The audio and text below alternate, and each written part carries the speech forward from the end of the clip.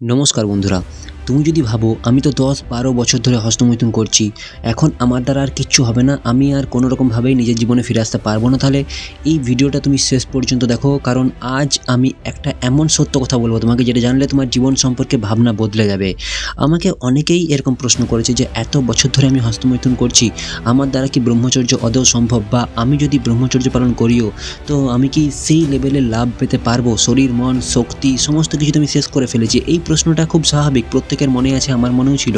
কিন্তু উত্তরটা আমি দেবো তোমাকে, আর সেই উত্তরটা তোমার ধারণা পাল্টে দেবেই দেবে।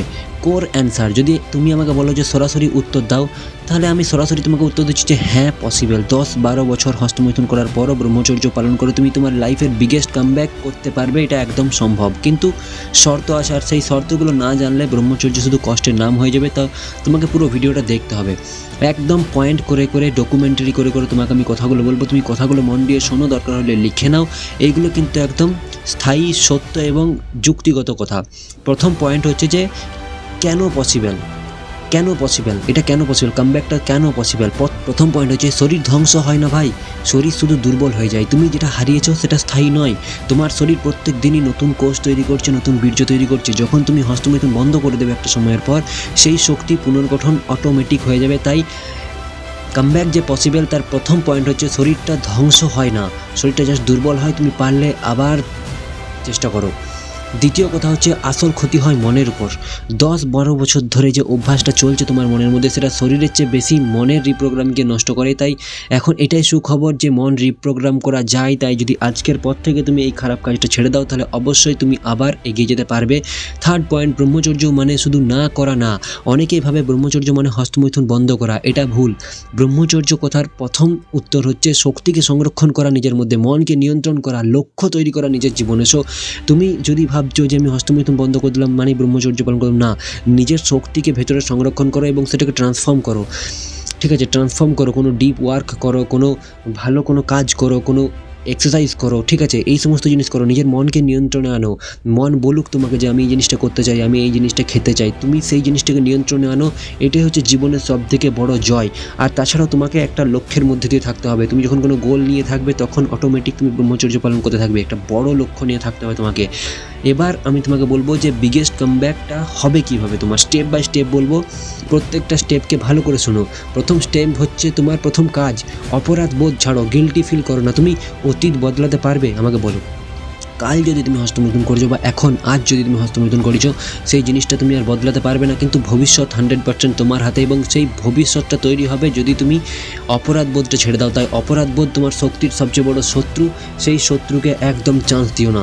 স্টেপ 2, প্রথম 30 দিন তুমি কী করবে? প্রথম 30 দিন তোমার সার্ভাইভাল মোড। প্রথম 30 দিন নিজেকে হিরো ভাবার দরকার নেই, শুধু বাঁচিয়ে রাখো নিজেকে।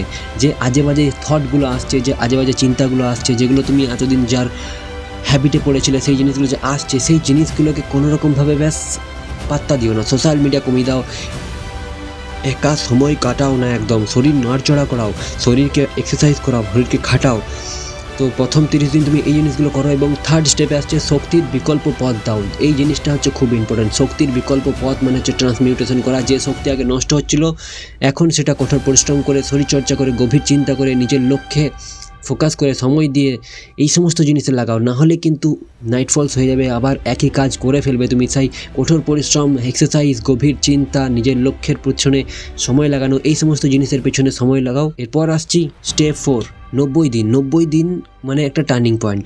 90 দিনের পর মানুষ বলে যে আমি আর আগের আমি নেই, যে জিনিসটা তুমি নিজেও বলবে।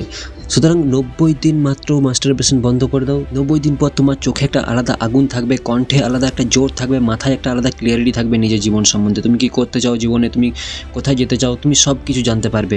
ঠিক আছে, তো আমি একটাই কথা বলতে চাই যে ব্রহ্মচর্য কোনো ধর্মীয় শাস্তি না, এটা শক্তির বিজ্ঞান। যে মানুষ নিজের ইন্দ্রিয় নিয়ন্ত্রণ করতে পারে, সে নিজের ভাগ্য নিয়ন্ত্রণ করতে পারে। কথাগুলো মন দিয়ে শোনো, এগুলো একটা খুব দামি কথা। যে মানুষ নিজের ইন্দ্রিয়কে নিয়ন্ত্রণ করতে পারবে, সিগারেট খেতে মন যাবে, খাবো না, খারাপভাবে অন্য স্ত্রীর দিকে তাকাতে মন যাবে, তাকাবো না, এটাকে ইন্দ্রিয় নিয়ন্ত্রণ বলে। তো তুমি যদি এই কাজগুলো করতে পারো, তাহলে তুমি তোমার নিজের ভাগ্য নিয়ন্ত্রণ করতে পারো। হঠাৎ দেখো, একটা তোমাকে আমি বাস্তব সতর্কতা দিচ্ছি যে হঠাৎ করে অলৌকিক কিছু হবে না। আজকে যদি তুমি এই নো ফ্যাপ শুরু করছো, তাহলে 10 দিন 30 দিনের মধ্যে তুমি একদম সুপার হিউম্যান হয়ে যেতে পারবে না, তো অলৌকিক কিছু হবে না, কিন্তু প্রতিদিন একটু একটু করে শক্তি সংগ্রহ করতে করতে তুমি নিজের পুরনো ভার্সনটাকে আস্তে আস্তে হারাতে থাকবে এবং নতুন একটা ভার্সন পেতে থাকবে। ঠিক আছে? তো এরকম মাইন্ডসেট রেখো না যে আমি 30 দিন যদি এই জিনিসটা করে নিই তাহলে আমি কিছু বিরাট কিছু হয়ে যাব। নিজের মধ্যে অহংকার আনার দরকার নেই, কিন্তু অল্প অল্প করে এনার্জি সঞ্চিত করতে করতে হঠাৎ একদিন তুমি সত্যি তোমার বিগেস্ট কামব্যাকটা পেয়ে যাবে। আর একদিন তুমি বুঝবে যে এই কামব্যাকটা দরকার ছিল, এই কামব্যাকটা ছাড়া বাকি সব কিছুই বেকার। এই কামব্যাকটাই মেন কামব্যাক। যদি তোমার নিজের মনকে কন্ট্রোল না করতে পারো, যদি তুমি নিজের নেশাকে ছাড়তে না পারো, নিজের যে খারাপ অভ্যাস সেগুলোকে ছাড়তে না পারো, তাহলে কামব্যাকের কোনো মানে হয় না। যতই টাকা কামিয়ে নাও, যাই করো, নিজের ইন্দ্রিয়কে, নিজের মনকে, নিজের খারাপ অভ্যাসগুলোকে নিজের নিয়ন্ত্রণে রাখতে হবে, তবেই তোমার একটা জীবনে বিগেস্ট কামব্যাক হবে। সো সত্যি তুমি যদি নিজের বিগেস্ট কামব্যাক চাও, এই ভিডিওটা আমি বলবো সেভ করো এবং আমার এই কমেন্ট বক্সে তুমি কমেন্ট করো যে হ্যাঁ দাদা আমি পারবো। আর এই চ্যানেলটা অবশ্যই সাবস্ক্রাইব করো, তাহলে আগে তুমি আরও এরকম ভিডিও পেতে থাকবে। সাবস্ক্রাইব অবশ্যই করো, কারণ এখানেই আমরা দুর্বলতা থেকে শক্তিতে যাওয়ার কথা বলি। তুমি অন্যান্য জায়গায় এরকম জিনিস পাবে না।